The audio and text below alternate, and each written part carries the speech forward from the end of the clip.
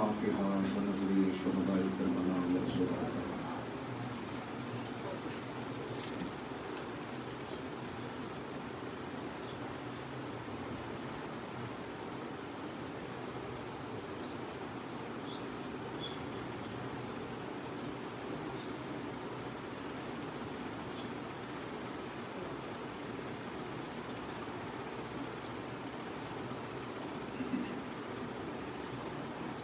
أعوذ بالله من الشيطان اللعين الرجيم. بسم الله الرحمن الرحيم. الحمد لله رب العالمين وبه نستعين وهو المعين والصلاة والسلام على سيد الأنبياء والمرسلين سيدنا ونبينا وشفيع ذنوبنا وطبيب قلوبنا وبالقاسم محمد وآله الطيبين الطاهرين المعصومين المظلومين المنتخبين المنتجبين. أما بعد فقد قال الله تبارك وتعالى في كتابه المجيد وفرقانه الرشيد وقوله الحق. بسم الله الرحمن الرحيم. يا أيها الذين آمنوا إن تنصروا الله ينصركم ويثبت أقدامكم. صدق الله العلي العظيم. صلوات محمد.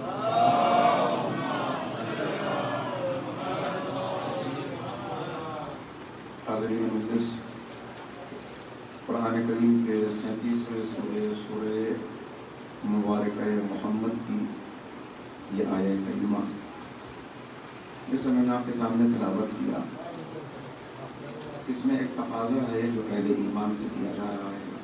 یا ایھا الذین آمنوا ان تنصروا اللہ، ایسا ایمان اللہ کی مدد کرو. ان تنصروا اللہ ینصرکم ویثبت اقدامکم، تم اللہ کی مدد کرو، اللہ تمہاری مدد کرے گا اور تمہارے قدموں میں ثبات عطا کر دے گا. ایک مرتبہ صلوات میں محمد وعلیہ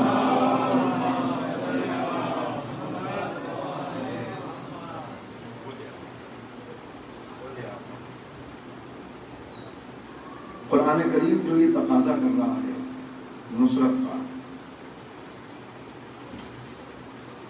پہلا سوال تو یہ ہے کہ کیا بندوں کے اندر بھی یہ صلاحیت پائی جاتی ہے کہ وہ اللہ کی نصرت کر سکے؟ اس لیے کہ نصرت ہمیشہ طاقتور کمزور کی کرتا ہے. ہر کمزور کو یہ توقع رہتی ہے کوئی طاقتور ہو جو میری مدد کرے. میں غریب ہوں، کوئی امیر ہو وہ میری مدد کرے. میری ہر اعتبار سے جو بھی زیادہ صلاحیت والا ہوتا ہے، زیادہ قوت والا ہوتا ہے، زیادہ قدرت والا ہوتا ہے، زیادہ وسائل والا ہوتا ہے، وہ اپنے سے کم وسائل والوں کی، کم قدرت والوں کی، کمزوروں کی، ضعیفوں کی، ناتوانوں کی، مستضعفین کی مدد کرتا ہے.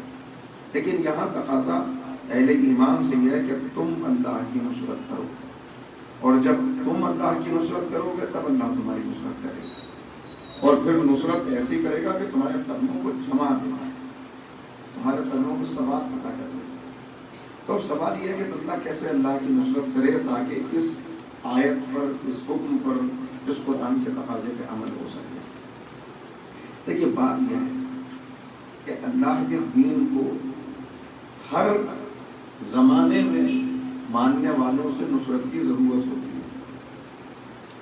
کوئی دور ایسا نہیں گزرا کہ جب دین کی نصرت کا یہ تقاضا ختم ہو گیا ہو، لیکن نہ زمانہ ایک جگہ روکا رہتا ہے، نہ وقت ایک جگہ ٹھہرا رہتا ہے.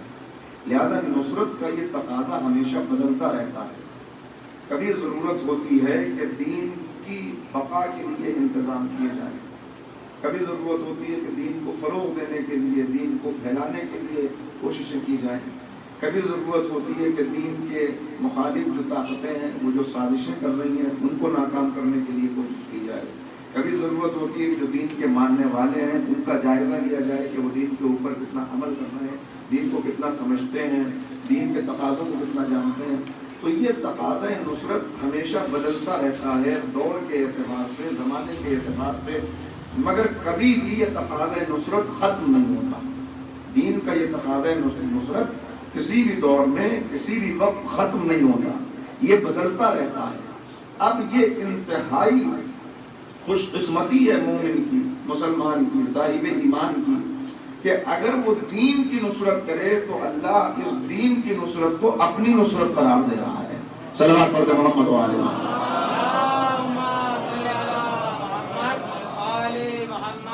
اس دین کی نصرت کو اللہ اپنی نصرت قرار دے رہا ہے۔ جیسے مومنین کو قرضہ دو تو اللہ کہتا ہے تم نے مجھے قرضہ دیا، اسی طرح مومنین سے تقاضا ہے کہ تم دین کی نصرت کرو، میرے نمائندوں کی نصرت کرو، میرے پرچم کی سربلندی کے لیے کوشش کرو۔ تو گویا یہ تم نے میری نصرت کی۔ یا ایھا الذین آمنوا ان تنصروا اللہ ینصرکم، یا ایھا الذین آمنوا کونوا انصار اللہ۔ یہ بار بار تقاضا مختلف انداز سے پیغمبر کا اتباع کرو، اتباع میں بھی نصرت کا تقاضا ہے۔ آیات بہت ساری ہیں اس سلسلے میں، لیکن مجھے تمہید میں ٹھہرنا نہیں، مگر بس یہ 2-3 حوالے اس لیے آپ کو دیے۔ سورۃ الاعراف کے اندر بہت طویل آیت ہے، اس کے اندر کوئی تفصیل کے ساتھ الذین یتبعون الرسول النبی الأمی الذی یجدونہ مکتوبا عندہم فی التوراۃ والانجیل فالذین آمنوا بہ وعزروہ ونصروہ۔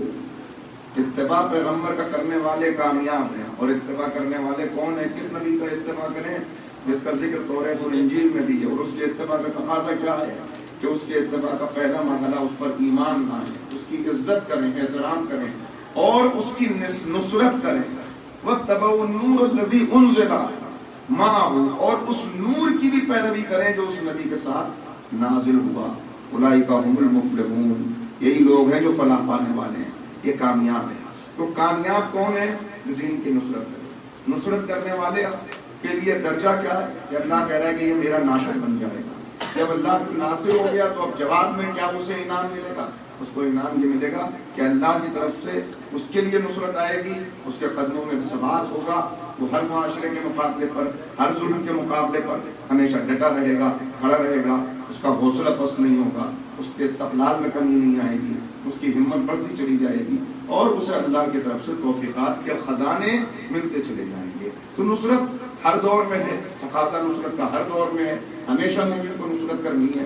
اور خدا کا شکر ہے کہ ہم جس مکتب سے تعلق رکھتے ہیں اس مکتب کی تاریخ ہی یہ رہی ہے کہ ہمیشہ مکتب تشیع نے نصرت دین کے اس تقاضے کو پورا کیا ہے۔ نصرت دین کے اس تقاضے کو ہم نے ہمیشہ پورا کیا ہے، اور آج بھی اس تقاضے کو پورا کرنے کے لیے ہمیں پھر لبیک کہہ کے میدان میں آنے کی ضرورت ہے، میدان عمل میں۔ اب سوال یہ پیدا ہوتا ہے کہ اس دور میں ہم لبیک کیسے کہیں، اور تاریخ میں ہم نے لبیک کیسے کہا؟ نصرت کرنے والے کن کن مرحلوں سے گزرے؟ مکتب تشیع کی تاریخ کیا ہے؟ یہ مکتب شروع کب سے ہوا؟ اگر اس سلسلے میں، بس آج میرا یہی موضوع رہے گا، اس لیے کہ میں نے کل معلوم کیا تو پتہ چلا کہ ابن نے فرمایا کہ اس سے پہلے جو گفتگو چل رہی تھی تو ایک شیعہ کی علامات کیا ہوتی ہیں، ایک شیعہ کی شان کیا ہوتی ہے، ایک شیعہ کا رتبہ کیا ہوتا ہے۔ تو میں بھی چاہتا ہوں کہ غالباً کل کی مجلس میں مولانا عسکری صاحب اللہ خطاب فرمائیں گے، ہو سکتا ہے وہی سلسلہ آگے بڑھے، تو یہ سلسلہ آپ کا ٹوٹے نہیں۔ میں آج یہ عرض کرنے کی کوشش کر رہا ہوں کہ شیعت کی تاریخ کیا ہے، شیعت چلی کہاں سے، شیعت کے سلسلے میں آج جو فریب دینے کی کوشش کی جا رہی ہے وہ کیا ہے۔ آج اسلام دشمن طاقتیں جمع ہو گئی ہیں اور انہوں نے شیعت دشمن طاقتوں کو ایک مرکز کے اوپر جمع کر دیا ہے۔ آپ دیکھ رہے ہیں جو کچھ ہو رہا ہے پاکستان کے اندر، جو کچھ ہوا، جس طرح کے مظاہرے ہوئے، اس طرح کے تقاضے ہوئے، جیسے مطالبات ہوئے، اگرچہ الحمدللہ چہلم کے دن اس کا جواب بڑے پرزور انداز میں ہماری طرف سے دے دیا گیا، لیکن بہرحال ہمیں اپنی تاریخ سے واقف ہونا اور یہ جاننا کہ واقعاً ہمارے بارے میں جو غلط فہمیاں پیدا کرانے کی کوشش کی جاتی ہے ان کی حقیقت کیا ہے، وہ باتیں کہاں سے چلی.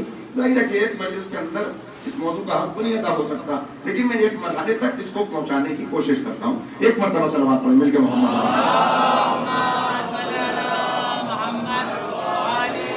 دیکھیے یہ بات ذہن میں رہے کہ ہمارا مطلب وہ ہے کہ ہر دور میں دین کے تقاضوں کو پورا کرنے کے لیے جو افراد سب سے پہلے سامنے آئے، انہوں نے شیعیت کے چہرے کو، درخشندہ چہرے کو، روشن چہرے کو دنیا کے سامنے پہچنوایا. اور خدا کا شکر ہے کہ ہمارا تعلق اسی تاریخ سے ہے. ہم تاریخ سے کٹے ہوئے افراد نہیں ہیں. کچھ ایسی قومیں ہوتی جن کا کوئی ماضی نہیں ہوتا، جن کا کوئی ماضی نہ ہو، جن کے کوئی بزرگ نہ ہو، جن کا کسی روشن تاریخ سے حصہ نہ ہو، وہ اگر بہک جائیں، بھٹک جائیں، ادھر ادھر چلے جائیں تو اس میں زیادہ شکوہ کرنے کی بات نہیں ہوتی کہ کیا کریں، ان کا کوئی ماضی ہی نہیں ہے. مگر خدا کا شکر ہے کہ پیغمبر اکرم سے لے کر کربلا تک اور کربلا سے لے کر حضرت حجت تک ہماری تاریخ روشن تاریخ ہے. صلوات پڑھ محمد وعلی محمد.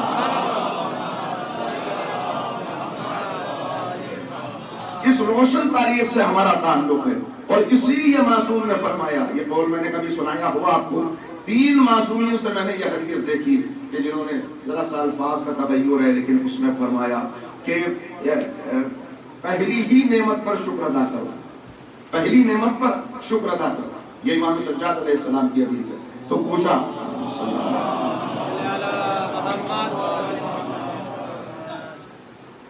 امام سے کہ مولا وہ پہلی نعمت کیا ہے؟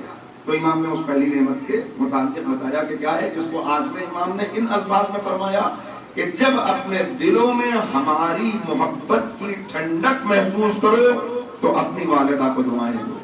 اسی بات کو امام نے فرمایا کہ پہلی نعمت پہ شکر ادا کرو. یعنی پہلی نعمت کیا کہ اللہ کا تم پر یہ احسان ہے کہ تم طیب و طاہر طریقے سے اس دنیا میں آئے ہو، اس پر شکر ادا کیا کرو. وہاں امام فرما رہے ہیں اپنی والدہ کو دعائیں دیا کرو، اپنی والدہ کا شکر ادا کیا کرو. یہ بات پہلے بھی عرض کی ہو شاید میں نے کہ دنیا میں جتنی بھی جگہ محبتوں کا ذکر آتا ہے، محبت تو محبت کو ہمیشہ گرمی سے تشبیہ دی جاتی ہے. محبت کے لیے کہا جاتا ہے، ہم ملتے بھی ہیں ایک دوسرے سے، کہتے ہیں اب بھائی وہ پہلے جیسا انداز گرم جوشی نہیں رہی آپ کے ملنے میں، آپ سرد موری ہو گئی، اب خون سفید ہو گیا. اس طرح کی جملے، اس طرح کی باتیں کہی جاتی ہیں اور آتی ہیں. یعنی جس نے بھی محبت کو کہا، محبت کو ہمیشہ گرمی بتایا، حرارت بتایا، سوزش بتایا، جلن بتایا، آگ بتایا، آگ کا دریا کہہ دیا غالب نے. تو ہر ایک محبت کو گرمی کہتا ہے، ہر ایک محبت کو حرارت کہتا ہے، ہر ایک محبت کو آگ کہتا ہے. مگر امام نے کیا خوبصورت لفظ کا انتخاب کیا. اور معصوم کا کلام، کلام الامام امام الکلام، امام کا کلام ہر کلام کا امام ہوتا ہے. تو معصوم جن الفاظ کا استعمال کریں، پھر آپ اس لفظ کی جب تک گہرائی میں نہ جائیں نہیں سمجھ سکتے کہ کیا اس میں حکمت ہے. اے مولا سب تو گرمی کہتے ہیں محبت کو، آپ نے کہا جب ہماری محبت کی ٹھنڈک محسوس کرو.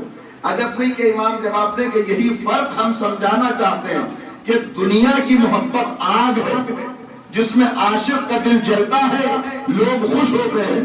ہماری محبت وہ ہے کہ جس میں عاشق کا دل ٹھنڈا ہوتا ہے، لوگ جلتے ہیں. صلوات پڑھ محمد وعلی محمد.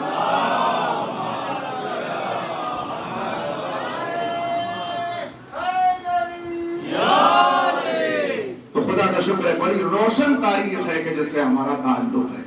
اور جو سازشیں ہمارے خلاف تاریخ میں کی گئی، اگر ان سازشوں کو بیان کیا جائے پورا ایک اشرا چاہیے. لیکن ایک بات جو کہی گئی، ہر فرقے کی تاریخ جب بیان کی جاتی ہے تو اس کے متعلق سب متفق ہوتے ہیں کہ یہ فرقہ کب وجود میں آیا. لیکن جب ہمارے متعلق، یعنی یہ ان کا ورژن پیش کر رہا ہوں جو فرقہ سمجھتے ہیں شیعت کو، ورنہ میں نے عرض کیا تھا کل بھی کہ ہم فرقہ نہیں ہیں. فرقہ وہ ہوتا ہے جو فرق کرے. الحمدللہ ہمارا تعلق اگر ذرا سا ماضی میں پیچھے چلے جائیں تو اس گولڈن چین سے ہمارا تعلق ہو جاتا ہے. سلسلۃ الذہب سے چلتے ہوئے ہم حضور سرور کائنات سے مل جاتے ہیں. تو جو براہ راست حضور سے مل جائے معصوم سلسلوں کے حوالے سے، وہی اصل اسلام ہے. جو اس سے الگ ہو جائے وہ فرقہ ہے. نہیں توجہ فرمائیں، شیعت فرقہ نہیں ہے، جو الگ ہو جائے وہ فرقہ ہے. شیعت کا تسلسل تو الحمدللہ کہ یہ کرداروں کا تسلسل ہے جو مسلسل آپ دیکھتے چلے جائیں گے. تسلسل کردار محمد کو علی کہتے ہیں، تسلسل کردار علی کو حسن کہتے ہیں، تسلسل کردار حسن کو حسین کہتے ہیں، تسلسل کردار حسین کو زین العابدین کہتے ہیں. اور یہ پورا تسلسل ہے جو حضرت حجت تک آ کر مل جاتا ہے. اور الحمدللہ اس سلسلے سے ہم جڑے ہوئے ہیں. لیکن ہمارے تعلق سے جب بات ہوتی ہے تو کیا باتیں ہیں جو کہی جاتی ہیں. کہا صاحب یہ کب وجود میں آیا، یہ فرقہ کب وجود میں آیا جو ہمیں فرقہ کہہ رہے ہیں. کہ یہ فرقہ پیغمبر کے زمانے میں اس کی کوئی سراغ اس کا نہیں ملتا، کوئی آثار اس کے نہیں ملتے. یہ فرقہ تو بہت بعد میں وجود میں آیا. اچھا بھائی کب بعد میں وجود میں آیا؟ تو اب اس کے لیے الگ الگ ورژن ہے. کہ یہ اس وقت وجود میں آیا کہ جب پیغمبر کے انتقال کے بعد، پیغمبر کی وفات کے بعد ایک نظام قائم کیا گیا. تو نظام قائم ہو رہا تھا، اور اگر میں اپنی روایات کے طور پہ پیش کروں تو صحن مسجد خالی تھا، مولا کائنات مغموم تھے، پیغمبر کا جنازہ رکھا ہوا تھا، صحن مسجد خالی تھا. اور اس وقت جو کچھ ہوا تو آپ بہتر جانتے ہیں، بیان کرنے کی ضرورت نہیں. کہ اس وقت جو نظام قائم ہوا، امت نے جو سلیکشن کیا، امت نے جو ووٹنگ کی، جمہوریت کے طور پر اسے جمہوری نظام بھی کہا جا رہا ہے، کہ بہرحال جو نظام بنایا اس نظام کے مقابلے پر جو لوگ کھڑے ہوئے اس نظام سے اختلاف کرنے کے لیے یہ لوگ شیعہ تھے. یہاں سے شیعت کا آغاز ہوا.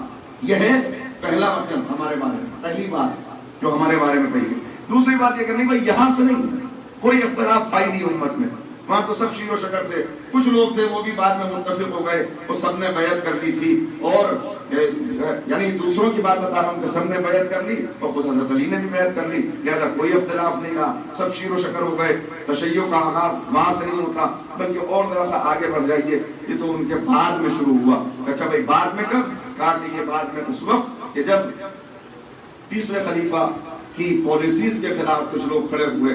اور اس وقت ایک یہودی تھا، وہ یہودی بڑا سازشی تھا، یمن کا رہنے والا تھا. وہ اسلام کے اندر داخل ہو گیا، اس نے سازشیں وقع کرنے شروع کی، اس نے نئے نئے نظریات دینا شروع کیے. وہ تیسرے خلیفہ کے مقابلے پر آ گیا، اس نے لوگوں کو جمع کیا، اس نے بغاوت کی. اس کے نتیجے میں خلیفہ ثالث قتل کر دیے گئے. اور یہ شخص جس نے نئے نئے نظریات دیے یہ ہر جگہ تبلیغ کرتا تھا، اور اس کا نام تھا عبداللہ ابن سبا. کا اس شخص کے نتیجے میں، اس کی کوششوں کے نتیجے میں یہ گویا ایک گمراہ فرقہ پیدا ہو گیا جو اس کے نقش قدم پہ چل نکلا. لہذا یہ عبداللہ ابن سبا کے نقش قدم پہ چلنے والے یہی شیعہ ہیں جو اس وقت سے لے کر آج تک چلے آ رہے ہیں. لہذا یہ سبائی فرقہ ہے. یہ ہمارے متعلق بہت زیادہ آپ کو سننے کو ملے گا. جس مخالف سے بھی آپ بات کریں وہ کہے گا یہ تو یہودی ہیں، یہودی نے آغاز کیا، اس نے گمراہ کیا، اس نے نئے نئے نظریات کیے.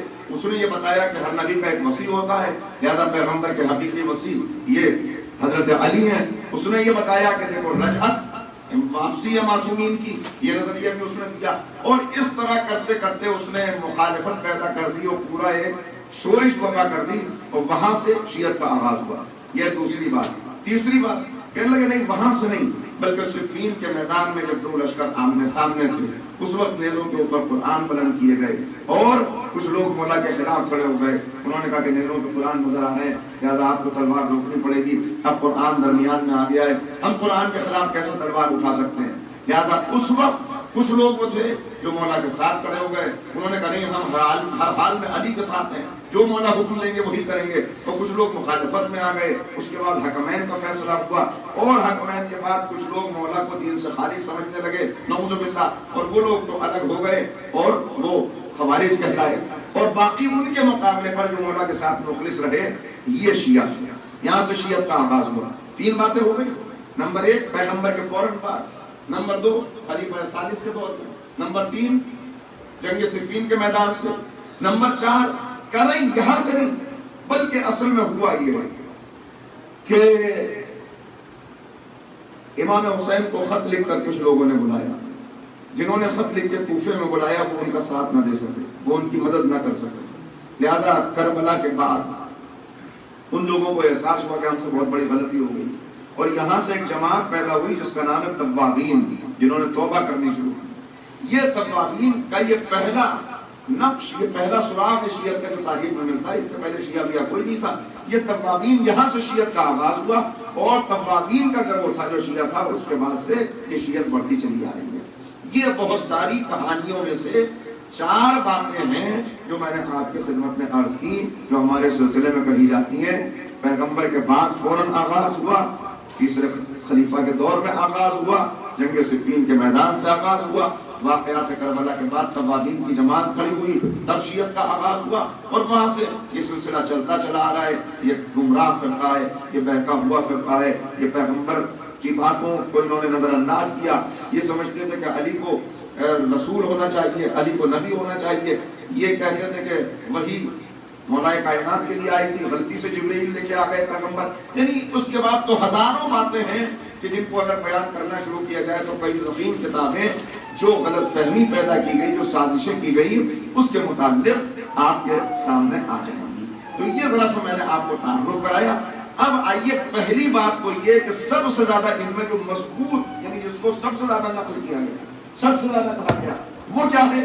وہ ہے عبداللہ ابن سبا والی داستان، کہ سبائی فرقہ ہے. عبداللہ ابن سبا نے اس کی بنیاد رکھی. اور یہ میں کیوں بیان کر رہا ہوں اس وقت؟ آپ دیکھ رہے ہوں گے کہ شاید میں اپنے مزاج سے تھوڑا سا ہٹ کر، تاریخ تو میں پڑھتا ہوں لیکن کچھ باتیں مجھے کھل کر بیان کرنی پڑ رہی ہیں، اس لیے کہ یہ تاریخ میرے بچوں پر، جوانوں تک پہنچ جائے.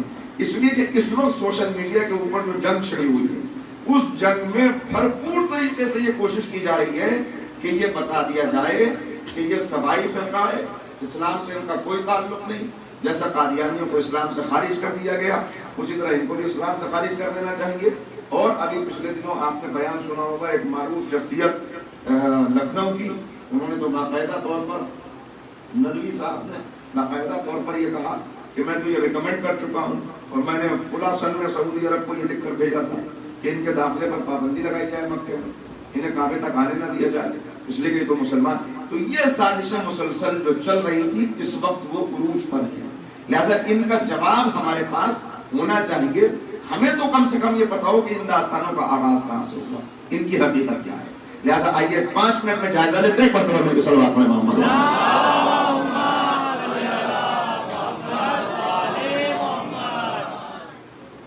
دیکھیے یہ جس شخص کے متعلق کہا گیا، باقی تینوں کو میں چھوڑتا ہوں اس وقت، اگر موقع رہا تو ان کو آخر میں عرض کرتا. ہم کس پر بات کرتے ہیں؟ یہ عبداللہ ابن سبا جس کو کہا گیا، یہ کون ہے؟ کیا تاریخ میں کوئی واقعی شخصیت ہے اس کو عبداللہ ابن سبا کہا گیا، یا کوئی جعلی شخصیت بنا لی گئی کہ اس کو عبداللہ ابن سبا کہہ کر شیعت کو بدنام کرنے کی کوشش کی گئی؟ یہ عبداللہ ابن سبا آیا کہاں؟ دیکھیے پہلی بات تو یہ کہ اگر کسی فرقے کا کوئی موجد ہوتا ہے، کوئی بنیاد رکھنے والا ہوتا ہے، تو سب سے زیادہ وہ فرقہ اسی کا ذکر کرتا ہے. ہوتا ہے کہ نہیں؟ بھائی ہم اس کے نام پر ہیں تو ہم سب سے زیادہ اسی کا ذکر کریں گے. میں پورے چیلنج سے عرض کر رہا ہوں کہ دنیا تشیعوں کے اندر جتنے بڑے بڑے مورخین گزرے، جتنے بڑے بڑے علماء گزرے، ان سب کی کتابوں کو سامنے رکھ لیں جس کو آپ ہم سے منسوب کر رہے ہیں.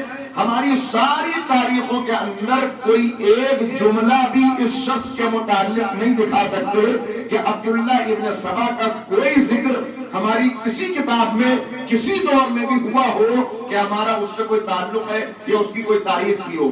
وہ یہ عبداللہ ابن سبا کا کردار کب سے وجود میں آیا؟ وجود میں تو کچھ پہلے آ چکا تھا، مگر ایک تاریخ نویس، ایک تاریخی ناول لکھنے والا شخص تھا جس نے عباسیوں کے دور میں سب سے پہلے اس کردار کا تعارف کرایا. اس نے ناول لکھا کہ جس میں پورا تاریخ بیان کی گئی، فتوحات، اس ناول کا نام ہے فتوحات، اور اس کے اندر جنگ صفین کا ذکر کیا اور صفین کے پس منظر کو بیان کرتے ہوئے. دیکھیے جب بھی کسی ایک جعلی شخصیت کو حقیقی کر کے پیش کرنا ہو تو 10 اصلی شخصیتیں بیان کی جائیں، اس کے بیچ میں اس کو رکھ دیا جائے تاکہ یہ لوگوں کو خیال نہ رہے کہ یہ ایک الگ ہو سکتا ہے. بھئی اگر بیان کرنے والا 10 حقیقی کرداروں کے بارے میں بیان کر رہا ہے اور ایک اس میں جعلی شامل کر دیا تو وہ نبھ جائے گا اس کے ساتھ. لہذا سب سے پہلے اس شخص نے اس کا بیان کیا اور اس کے بعد پورا یہ سلسلہ چل نکلا. میرا سوال یہ ہے، جہاں میں آپ کو متوجہ کرنا چاہتا ہوں کہ یہ صرف کوئی کاغذی کردار ہے جس کو تیار کر لیا گیا، جس کے بارے میں ایک فرضی کردار بنا کر پیش کر دیا گیا یا تاریخ میں کوئی واقعی کردار تھا؟ پہلے اس کے اوپر غور کریں، اور اس پہ غور کرنے کے لیے میں آپ کے سامنے ایک کردار تاریخ تشیع کا بہت روشن چہرہ اس کا تعارف کراتا ہوں۔ ایک مرتبہ اور مل کے صلوات میں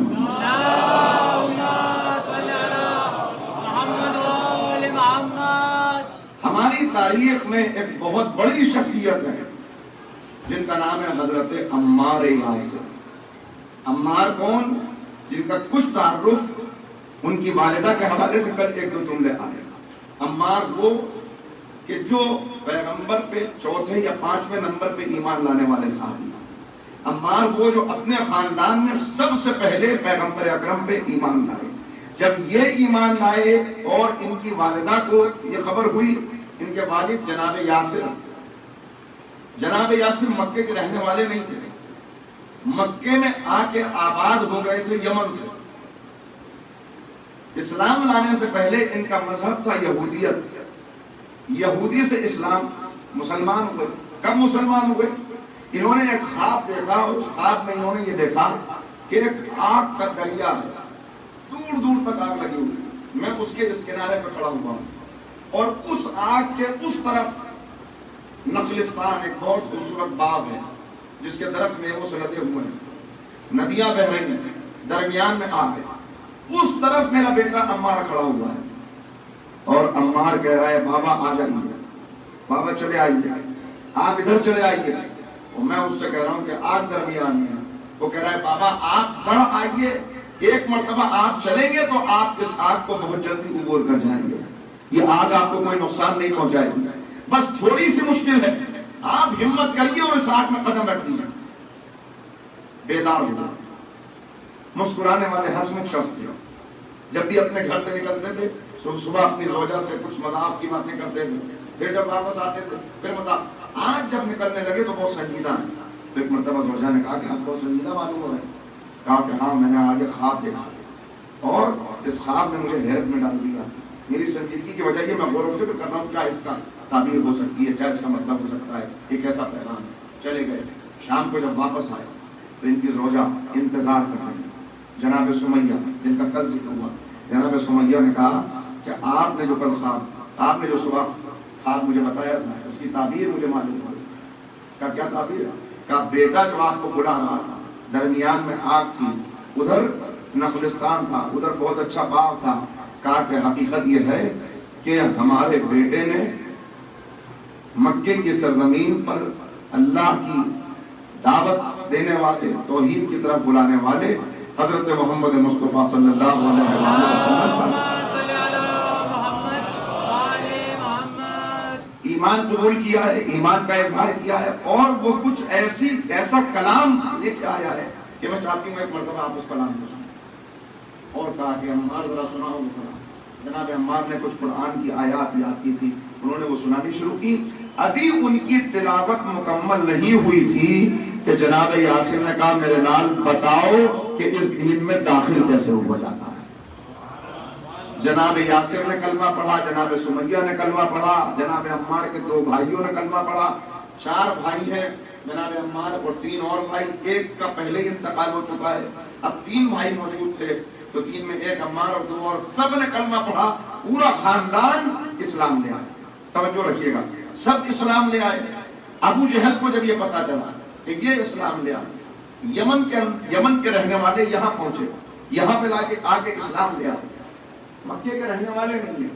مکے کے اندر اگر کوئی باہر سے آنے والا رہے گا تو اس کو ایک اصول ہے جو اپنانا پڑے گا، باہر سے آ کے کسی کو رہنے کی اجازت نہیں ہے۔ وہ اس وقت رہ سکتا ہے جب کوئی قبیلہ اس کی ذمہ داری لے لے کہ بھائی میں ان کی ذمہ داری لیتا ہوں، میں ان کا سرپرست ہوں، ان کو یہاں رہنے کی اجازت دی جائے۔ لہٰذا ایک قبیلہ بنی نزیر تھا جس نے ان کو یہاں داخل کرایا، اجازت دی، اور اس کے جو سرپرست تھے انہوں نے ذمہ داری لی، لہٰذا یہاں آ کر رہنے لگے تھے۔ اب یہاں آ کر رہ رہے تھے، باہر کا آیا ہوا ایک قبیلہ جو مکے کا ہے بھی نہیں، وہ ایمان لے آئے۔ ابو جہل کو جب یہ پتا چلا تو ان کے گھر کو آگ لگا۔ یہ وہ تعبیر تھی جو انہوں نے دیکھا کہ آگ لگ گئی۔ اس کے بعد ان کو گرفتار کیا، زنجیروں کے اندر جکڑ کے یہاں لیا۔ پھر ان کے اوپر مظالم ایک سے بڑھ کے ایک ہوئے، جسے میں نے آپ کی خدمت میں عرض کر دیا، اور جو ہم رکنا مقصود نہیں ورنہ بات رہ جائے گی۔ دونوں بھائی شہید کر دیے گئے، ماں شہید کر دی گئی، باپ شہید کر دیے گئے، اور یہ سب جناب عمار کی آنکھوں کے سامنے ہوا۔ جناب عمار دیکھتے رہے اور سب ایک ایک کر کے شہید ہو گئے۔ جب اتنے لوگ ایک ساتھ شہید ہوں اور انتہائی ٹارچر کے بعد، کیسی کیسی ٹارچر ٹیکنیکس تھی جو ابو جہل نے ایجاد کی تھی، اگر میں وہ بیان کرنے لگوں تو پوری مجلس اسی پہ چلی جائے گی، مگر اتنا سمجھ لیجئے مشکوں کو سی کے ایک سوئمنگ پول ٹائپ کا بنایا گیا تھا، بڑا سا، اس کے اندر پانی بھر جاتا تھا اور ایک ایک فرد کو اس کے اندر ڈبویا جاتا تھا، اس وقت تک ڈبویا جاتا تھا جب تک وہ بے ہوش نہ ہو جائے۔ جب بے ہوش ہو جائے مرنے سے پہلے اس کو نکال لینا، اس کے بعد اس کا پیٹ دبا کے پانی نکالنا ہے اور کہنا بتاؤ اب بتاؤ کیا اب بھی اللہ پہ ایمان لاؤ؟ ایسے ایسے ٹارچر ہیں جو ان کے اوپر کیے گئے، اور اس کے بعد ان کو شہید کر دیا گیا۔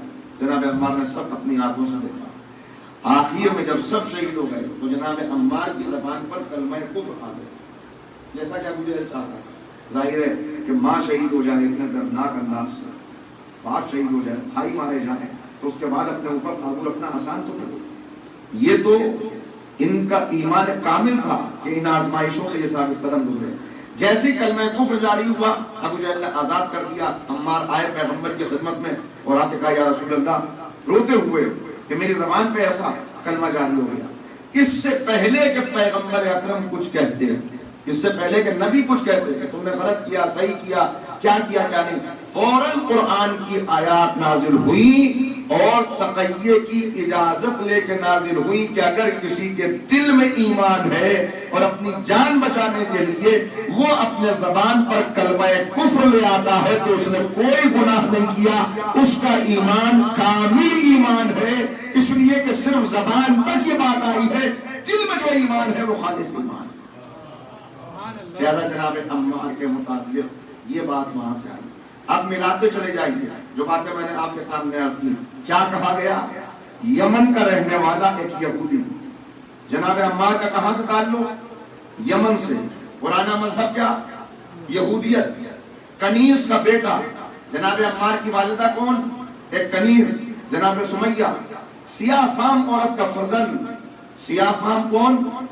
جناب سمیہ، جن کو توہین کرنے کے لیے سیاہ فام اور کنیز کہا گیا۔ کنیز تو تھی لیکن یہ ساری باتیں بیان کر کے، اور اب جتنی باتیں بیان کی گئی عبداللہ ابن سبا کے بارے میں، آپ عبداللہ ابن سبا کے کردار کو سامنے رکھ لیں، جناب عمار کی شخصیت کو سامنے رکھ لیں، آپ کو اندازہ ہوگا کہ جو کچھ عبداللہ ابن سبا کا فرضی کردار پیدا کر کے، فرضی نام پیدا کر کے جو کچھ اس کے بارے میں کہا گیا، وہ ساری باتیں ثابت آتی ہیں جناب عمار یاسر پر۔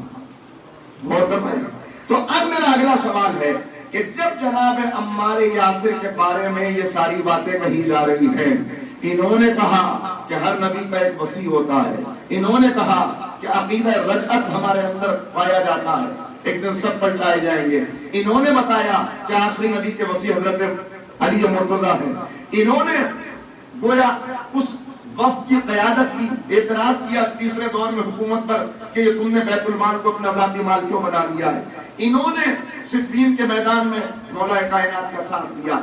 جب اب سوال یہ ہے کہ جب ایک شخصیت تاریخ میں موجود ہے اور اسی شخصیت کے بارے میں آپ کو یہ ساری باتیں کہنی ہیں، تو پھر عبداللہ ابن سبا نام فرضی رکھنے کی ضرورت کیا تھی؟ کیوں نہیں کہہ دیا کہ عمار یاسر وہ شخص تھا کہ جس نے شیعت کی بنیاد رکھی، جس کے نقش قدم پہ سب چل رہے، جو دور پیغمبر میں موجود تھا؟ کیوں نہیں ایسا کہا؟ دیکھیے ایسا اس لیے نہیں کہا کہ جناب عمار کی شخصیت اتنی باعظمت شخصیت ہے کہ اگر یہ کہہ دیا جاتا کہ شیعت کا تعلق عمار سے ہے تو خود بخود شیعت صحیح مذہب ثابت ہو جاتا، اور اس کے مقابلے پر جتنے مذاہب تھے وہ سب باطل ہو جاتے، اس لیے کہ جس کا تعلق عمار سے ہو گیا اس کا تعلق رسول اللہ سے ہو گیا۔ اتنی کسی میں جرت نہیں تھی کہ اتنے بزرگ صحابی کے بارے میں کچھ کہا جا سکے، اور مذہب کو غلط ثابت کرنا تھا، لہذا ایک فرضی کردار سامنے لا کر اس سے رشتہ جوڑا گیا۔ کیوں جرت نہیں تھی اتنی؟ کہ جناب عمار کا نام یہاں پر لے آئے. جرأت اس لیے نہیں تھی کہ جناب عمار وہ ہیں الحمدللہ شیعت کا درخشندہ چہرہ, شیعت کا روشن چہرہ جناب عمار یاسر. کیوں جرأت نہیں تھی؟ جرأت اس لیے نہیں تھی کہ عمار وہ ہیں جن کے لیے پیغمبر نے فرمایا. اب سنیے گا جناب عمار کی فضیلت, ایک مرتبہ بھی صلوات پڑھیں محمد وعلیہ.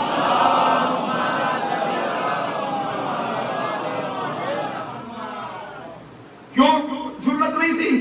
اس لیے کہ پیغمبر نے فرمایا اے میرے اصحاب سن لو, عمار کو مجھ سے وہ نسبت ہے جو آنکھ کو چہرے سے نسبت ہوتی ہے. ایک چہرے کے اندر آنکھ کا کیا مقام و مرتبہ ہے؟ عمار کو مجھ سے وہ نسبت جو آنکھ کو چہرے سے نسبت ہوتی ہے. سن لو, عمار دیانتداری میں شبیہ علی مرتضیٰ ہے. عمار معیار حق ہے. اگر کبھی تمہیں دیکھنا ہو کہ حق کدھر ہے تو یہ دیکھ لینا کہ عمار کدھر ہے. نہیں توجہ فرمائے, صلوات پڑھیں محمد وعلیہ.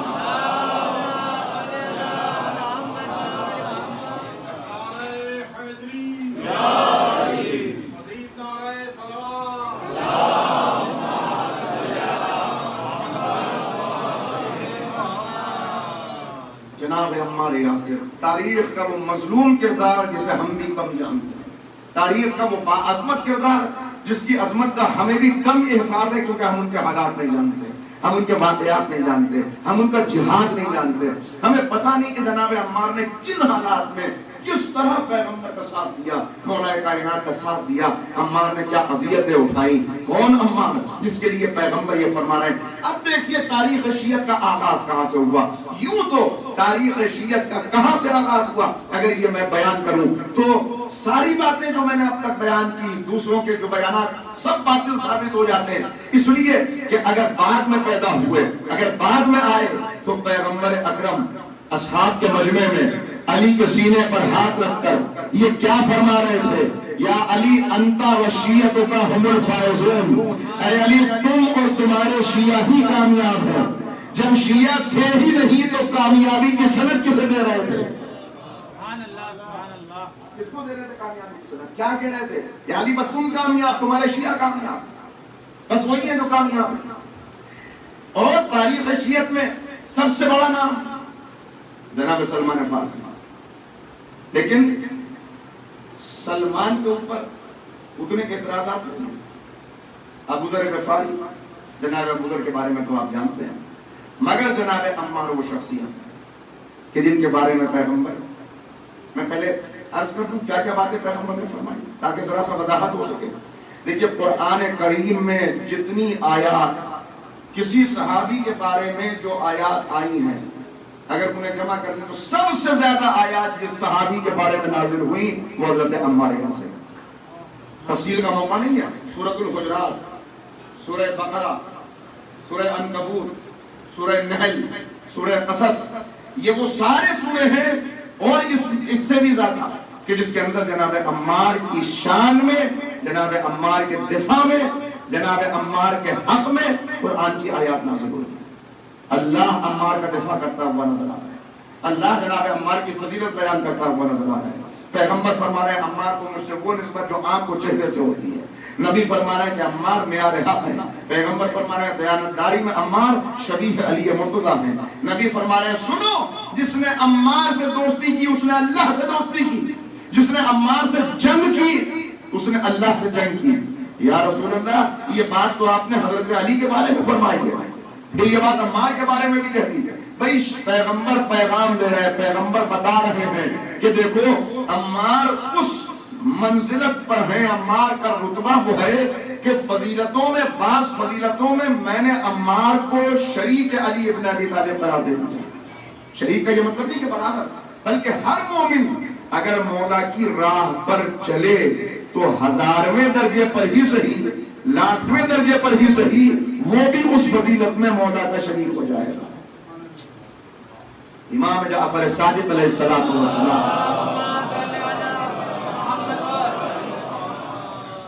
امام فرما رہے ہیں وَمِنَ النَّاسِ مَنْ يَشْرِي نَفْسَهُ ابْتِغَاءَ مَرْضَاتِ اللَّهِ. جانتے ہو یہ آیت کس کے بارے میں آئی ہے؟ لوگوں نے کہا ہاں آپ کے جد حضرت علی مرتضیٰ علیہ السلام کے بارے میں۔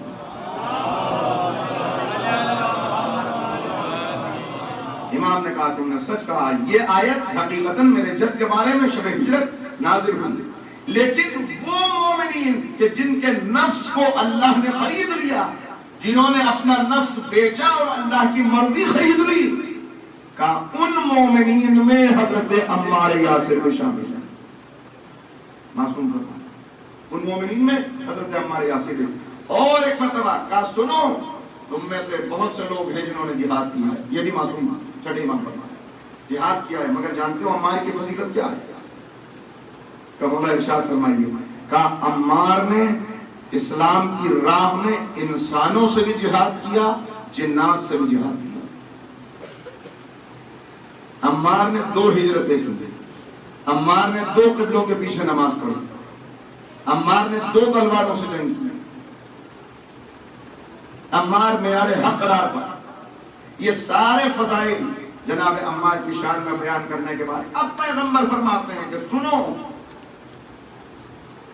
4 مومنین ایسے ہیں کہ جن کی جنت مشتاق ہے۔ جنت کا مشتاق ہونا اور ہے، لیکن جنت کسی کی مشتاق ہو جائے، جنت کسی کی مشتاق ہو جائے۔ کہا کہ 4 مومنین وہ ہیں جن کی جنت مشتاق ہے۔ اور پھر پیغمبر نے کئی ورژن ہیں اس روایت کے، مگر جو میں سنا رہا ہوں، پھر پیغمبر نے فرمایا اے علی ان میں سے پہلے تم ہو، پہلے تم ہو، پہلے تم ہو۔ 3 مرتبہ اس جملے کی تکرار فرمائی۔ کہا جن ہستیوں کی جنت مشتاق ہے ان میں پہلے علی ہے، دوسرے سلمان فارسی ہیں، تیسرے ابو ذر غفاری ہیں، اور چوتھے عمار یاسر۔ عمار جن کی جنت مشتاق، عمار جن کی دوستی اللہ کی دوستی، عمار جن سے جنگ اللہ سے جنگ۔ کیا ہے جناب عمار کا ایسا کردار کہ پیغمبر نے اس انداز سے جناب عمار کا تعارف کرایا۔ دور پیغمبر میں جو خدمات ہے جناب عمار کی، اگر ان کو میں 2 منٹ میں عرض کر سکوں تو پہلے وہ آپ کو سنا۔ کیا خدمات ہے جناب عمار کی دور پیغمبر میں؟ اس وقت جو اذیت جناب عمار نے برداشت کی وہ اپنی جگہ، تقیہ کی آیت نازل ہوئی، ابو جہل نے دوبارہ گرفتار کر لیا، ایک آگ روشن کی اور اس آگ کے اندر عمار کو ڈالنا چاہا۔ پیغمبر اکرم کا گزر دیکھا کہ آگ کے شعلے بلند ہیں، عمار کو اس آگ کے حوالے کرنے کی کوشش کی جا رہی ہے۔ بس ایک مرتبہ نبی کریم کھڑے ہوئے، انگلی کا اشارہ کیا، بسم اللہ الرحمن الرحیم، یا نارو کونی بردن و سلام، اے آگ ٹھنڈی ہو جا، سلام کیے عمار کے لیے۔ جیسے جناب ابراہیم کے لیے آگ ٹھنڈی ہوئی، حکم رسول خدا پر جناب عمار کے لیے آگ ٹھنڈی ہو گئی۔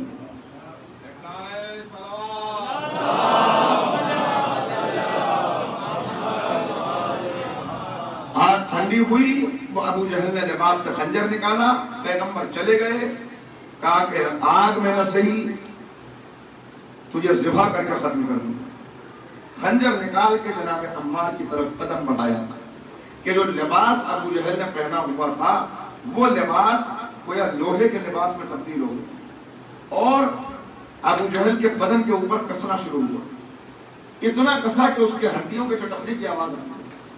جو انگلی میں انگوٹھی اس نے پہنی ہوئی تھی، اس انگلی نے اس کی انگوٹھی کو گرفت میں لینا شروع کیا، اتنا گرفت میں لیا کہ انگلی کی ہڈی چٹک گئی۔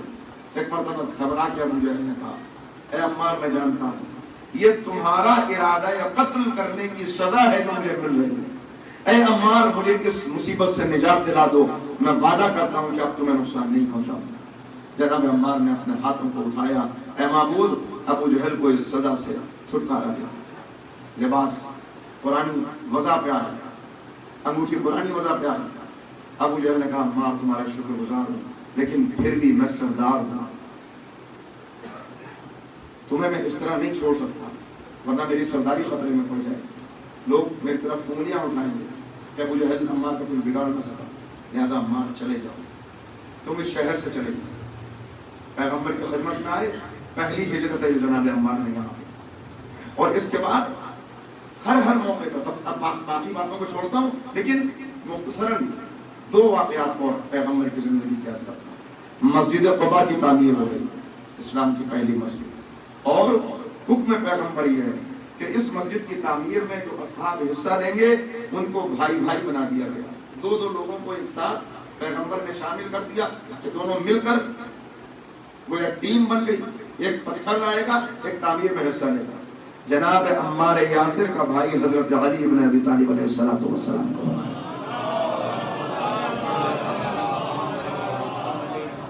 عمار مولا سے کی خدمت میں حاضر ہوئے کہ مولا یہ نہیں ہو سکتا میرے ہوتے ہوئے آپ پتھر لائیں۔ 60 سال کا عمار یا 64 سال کی عمر، کیونکہ 94 ایئرس جناب عمار کی عمر ہے جب ان کی شہادت ہوئی، کہا کہ مولا پتھر میں لاؤں گا، دیوار آپ بنائیں۔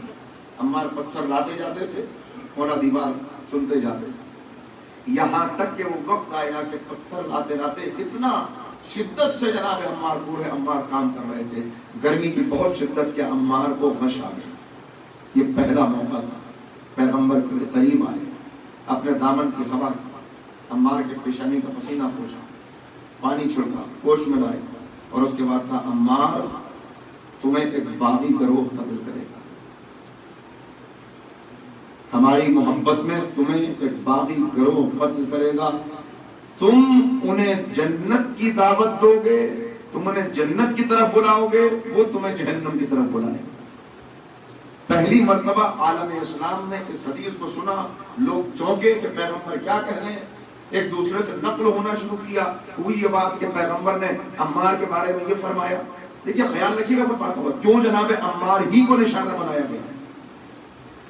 اگر جناب عمار کے علاوہ کسی اور کو معیار حق قرار دیا جاتا، یہ تو سب معیار حق ہیں جتنے اصحاب پیغمبر کے حقیقی اصحاب، لیکن یہاں خاص طور پر چونکہ یہ حدیث موجود تھی کہ باغی گروہ قتل کرے گا، لہذا لازم تھا کہ جناب عمار کی شخصیت کو مجبور کیا جائے۔ شخصیت کو کیسے مجبور کیا جائے؟ عمار کا نام لیا نہیں جا سکتا، لہذا عمار کے کردار کے جیسا ایک اور شخص بنایا جس سے بہت ساری برائیاں منسوخ کی ہوتا، عبداللہ ابن سبا۔ یہ ہے جو لوگوں کو گمراہ کرتا۔ اس کے بعد دوسری مسجد تعمیر ہوئی، مسجد نبوی، اور اس مسجد کے اندر ہر صحابی کو پتھر لے کے آنا۔ جناب عمار پتھر دھو رہے ہیں کہ ایک مرتبہ عمار کی نظر پڑی کہ پیغمبر اکرم خود بھی پتھر اٹھائے ہوئے آ گئے، پیشانی جو پسینہ چلا تھا۔ عمار فوراً خدمت پیغمبر میں آئے، قدموں پہ ہاتھ رکھ دی، یا رسول اللہ میرے ہوتے ہوئے یہ نہیں ہو سکتا کہ آپ پتھر اٹھائیں۔ یا رسول اللہ میں آپ سے درخواست کرتا ہوں، آپ کا کام بھی میں اپنے ذمہ لیتا ہوں، آپ بیٹھ جائیں، میں اپنے حصے کا پتھر بھی اٹھاؤں گا، آپ کے حصے کا پتھر بھی اٹھاؤں گا۔ اور اب عمار کا انداز یہ ہے کہ جناب عمار اپنے دونوں ہاتھوں میں پتھر لے دور سے پتھر لے کر آ گئے، پیغمبر کے حصے کا کام بھی انجام دیں، اپنے حصے کا کام بھی انجام دیں۔ پیغمبر کو عمار پہ پیار آ گیا، کہا عمار ہماری محبت میں تجھے ایک باغی گروہ قتل کرے۔ دوسری مرتبہ حدیث سامنے، تیسرا موقع خندق کھود رہی ہے، جناب عمار خندق کے کھودنے میں حصہ لے گئے۔ خندق کھودتے ہوئے کچھ اپنی علاقائی زبان میں جناب عمار پڑھتے گنگناتے بھی جا رہے ہیں۔ ایسے میں جب ایک مرتبہ کدال ماری تو ایک وائٹ کالرڈ صحابی بیٹھے ہوئے، سفید ہو، ان کے اوپر کوئی دھول چلی گئی، جناب عمار نے زمین سے دھول اڑی، ان کے اوپر چلی گئی۔ انہوں نے جناب عمار کے بارے میں کوئی جملہ تھا، نازیبہ جملہ، تو جناب عمار نے اتنا کہا کہ اللہ کی نگاہ میں لباس کی قیمت نہیں ہے، کردار کی قیمت ہے۔ اللہ کی نگاہ میں لباس کی قیمت نہیں ہے، بس اتنا سننا تھا۔ یہ صحابی یہاں سے غصے میں بھرے ہوئے اٹھے، پیغمبر کی خدمت میں آئے اور بڑے جلال کے عالم میں کہا ہم اس لیے ایمان لائے تھے کہ سیاہ کنیزوں کے بیٹے ہمیں تانے دے، طنز کرے ہمارے اوپر۔ جب جناب عمار کو ان الفاظ میں خطاب کرتے ہوئے پیغمبر نے دیکھا تو رحمت کے رخ پہ جلال آ گیا، پیغمبر کا چہرہ سرخ ہو گیا، لوگوں نے محسوس کیا کہ پیغمبر جلال کے عالم میں ہے۔ لیکن اس سے پہلے کہ پیغمبر کچھ کہتے، قرآن کی آیت نازل ہوئی کہ اے نبی اس سے کہہ دیجئے کہ اسلام لا کر تم نے ہم پہ احسان نہیں کیا بلکہ اللہ نے تم پر احسان کیا ہے کہ تمہارے سینے کو اسلام کے لیے کھول دیا. نہ اسلام کا احسان نہ جتاؤ کہ ہم اسلام لائے. یعنی اللہ کی طرف سے، اللہ حضرت عمار کی طرف سے بول رہا، اور پھر پیغمبر کی زبان اقدس پر یہ جملہ آیا، اے عمار لوگ تیرے دشمن ہو جائیں گے، تو انہیں جنت کی طرف بلائے گا، وہ تجھے جہنم کی طرف بلائیں گے، تجھے باغی پر قتل کرے گا. ذرا اس حدیث کی گہرائی اور اس حدیث کی اچھا اتنی شہرت ہو گئی اس حدیث کی، ہر ایک کی زبان پر، لیکن پیغمبر کیا فرمانے بار بار دوہرا رہے ہیں، تم انہیں جنت کی طرف بلاؤ. دیکھیے میں مولانا کو فون کروں، وہ مولانا سے کہوں کہ اللہ آپ سے ملاقات کرنا چاہتا ہوں، آپ کہاں تشریف رکھتے ہیں؟ مولانا کہیں کہ میں بوائز ہاسٹل میں ہوں، میں یہاں مدرسے میں ہوں. میں کہوں کہ میں مسجد میں ہوں، تو ملاقات کی صورت کیا ہوگی؟ یا وہ میرے پاس آئیں یا میں ان کے پاس آؤں. تو میں کہوں گا کہ آپ مسجد میں آ جائیے، ممکن ہے کہ مولانا کہا نہیں آپ ادھر آ جائیے. یعنی جو جہاں ہوتا ہے وہاں بلاتا ہے، جو جہاں ہوتا ہے وہاں بلاتا ہے. پیغمبر نے کیا فرمایا؟ اے عمار تمہیں باغی کرو قتل کرے گا، تم انہیں جنت کی طرف بلاؤ گے، وہ تمہیں جہنم کی طرف بلائیں گے. جو جہاں ہوتا ہے وہی بلاتا ہے. اب دیکھ لیجئے کہ عمار کس کے ساتھ کھڑے ہوئے ہیں اور عمار کے مقابلے پر کون کھڑا ہوا ہے. صلوات پڑھیں محمد وآلہ.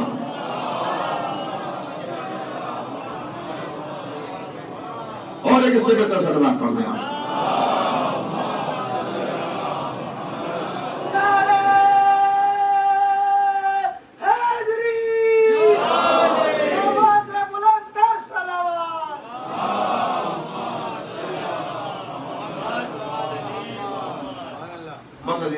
دیکھ رہا ہوں کہ وقت ختم ہو رہا ہے، لیکن جو آپ کو پیغام دینا چاہتا تھا وہ نہیں آ پایا، باتیں مکمل نہیں ہو پائیں. میں کیا کروں، اتنی پھیلی ہوئی گفتگو، لیکن بہرحال ایک خاکہ ضرور آپ کے ذہن میں آ گیا ہوگا کہ آپ کے ذہن میں یہ بات ہمیشہ رہے کہ شیعت کی ابتدا کہاں سے، شیعت کا آغاز کہاں سے، کیوں ہمارے اوپر یہ الزام لگایا جا رہا ہے. کون سی شخصیت ہے کہ جس شخصیت کو ایسا نشانہ بنایا گیا، جس کے بارے میں ایسی ایسی باتیں کہی گئی، اور پھر جو اور باتیں ہیں اس پر بھی مزید گفتگو ہوتی، لیکن یہ گفتگو قرض رہے گی انشاءاللہ کسی اور موقع کے لیے. اب تو صرف اتنا دیکھیے کہ یہ جناب عمار ہیں جن کے بارے میں پیغمبر کی یہ باتیں، جن کے بارے میں پیغمبر کی یہ احادیث ہیں. اور اب 11 ہجری کے بعد انہی جناب عمار کو دیکھ لیجیے. جناب عمار کا عالم کیا ہے؟ عمار مولا کائنات کے مسلسل ساتھ ساتھ ہیں عمار. اور وہ موقع آیا کہ اب جناب عمار سے کہا گیا کہ آپ کوفے کے گورنر بن جائیں، آپ کوفے کی گورنری سنبھال لیجیے. جناب عمار روتے ہوئے مولا کی خدمت میں آئے، مولا مجھے کوفے کا گورنر بنایا گیا. مولا نے کہا عمار میرا حکم میں قبول کروں. مزید رونے لگے عمار، مزید رونے لگے، مگر امام کا حکم تھا لہذا عمار چلے گئے. کوفے کی گورنری جا کے قبول کر، امام کے حکم کا گورنر بنے ہوئے. ابھی کچھ دن نہیں گزرے تھے، اتفاق سے کوئی ایک شخص کہیں سے آیا اور اس نے آنے کے بعد کچھ کہنا شروع کیا جس میں گستاخی کے ساتھ مولا کائنات کا نام لیا. بس عمار اس مجلس میں موجود تھے، برداشت نہ کر سکے. عمار کھڑے ہو گئے، آگے بڑھ کے اس شخص کا گریبان پکڑ لیا اور اس سے کہا تیری جرت کیسے ہوئی کہ تو میرے مولا کا نام اس انداز سے لے. یاد رکھ جب بھی مولا کا نام لے تو کہا کر امیر المومنین حضرت علی ابن ابی طالب علیہ السلام.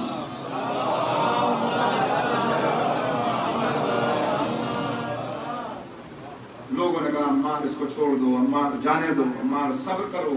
عمار کی شکایت پہنچی، معطل کر دیا گیا. جناب عمار کو برطرف کر دیا، اس وجہ سے واپس بلایا گیا. اور واپس تو بلا لیا گیا لیکن اب حاکم اتنا شرمندہ ہے کہ نہیں چاہتا کہ جناب عمار سے مقابلہ بھی سامنا بھی ہو، اس لیے کہ کیا کہے گا، کیوں جناب عمار کو ہٹایا گیا وہاں سے. بہرحال ایک دن ملاقات ہو گئی، ملاقات ہوئی تو کہا عمار مجھے معاف کر دینا، میں نے تمہیں گورنر بنایا، اس کے بعد اس گورنری سے تمہیں ہٹایا. جناب عمار نے کہا تو معافی مانگ رہا ہے، میں تیرا شکریہ ادا کرتا ہوں، میں تیرا شکریہ ادا کرتا ہوں کہ تو نے مجھے اس عہدے سے نجات دے دی، تو نے مجھے وہاں سے. کہا کہ عمار ایسا کیوں کہہ رہے ہو؟ کہا کہ عمار کی ٹھوکر میں ہے ایسا عہدہ جو عمار کو اپنے مولا علی سے دور رہنے پر مجبور ہے۔ عمار کو ایسا عہدہ نہیں چاہیے، ایسا منصب نہیں چاہیے، میرے لیے سب سے بڑی بات یہ ہے کہ مجھے میرے مولا کے ساتھ رہنے دیا جائے۔